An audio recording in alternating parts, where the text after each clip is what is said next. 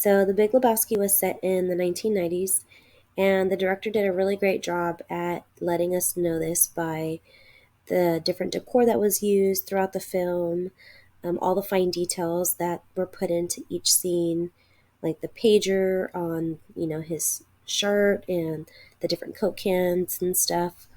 The way the bowling alley looked, they were just kind of very plain, simple, to the point.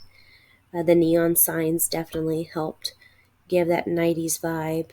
And also the costumes that the cast members wore were very neutral in color, and there's nothing really too bright and colorful about them. The camera angle that the director chose to use was more focused, like a wide focus that was used, and I feel like he maybe used this to enhance, our perception of what we see to kind of put us there in the film. And I even noticed some of the moments where, it was more of the action scenes. Instead of it being real calm kind of filming, it was the camera being jerked around a little bit more to, again, just kind of put us in the scene with the characters. The lighting that was used at times was a little bit more an artificial lighting, more darker toned in the film. And then you can tell where they were outside and it was more of the natural lighting that the director chose to use too. And so in the Moonrise Kingdom, it was based in the 1960s, and a lot of the cast members, their outfits that they chose, were very 1960s kind of vibe. Um, the film was a little bit more colorful than The Big Lebowski, and this film had a lot of like natural lighting because a lot of it was based off, being at a camp outside.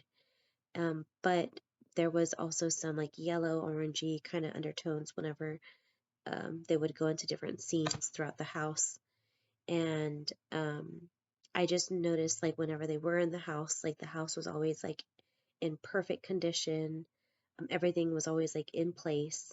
So the director definitely had a lot of put a lot of thought into how he wanted to set the tone of each scene.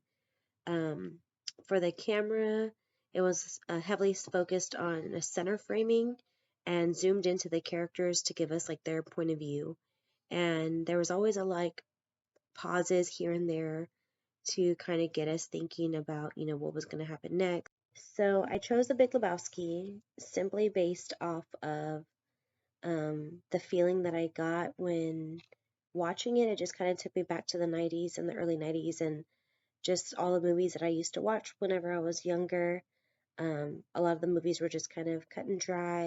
You can tell where it wasn't, a costly, budgeted film.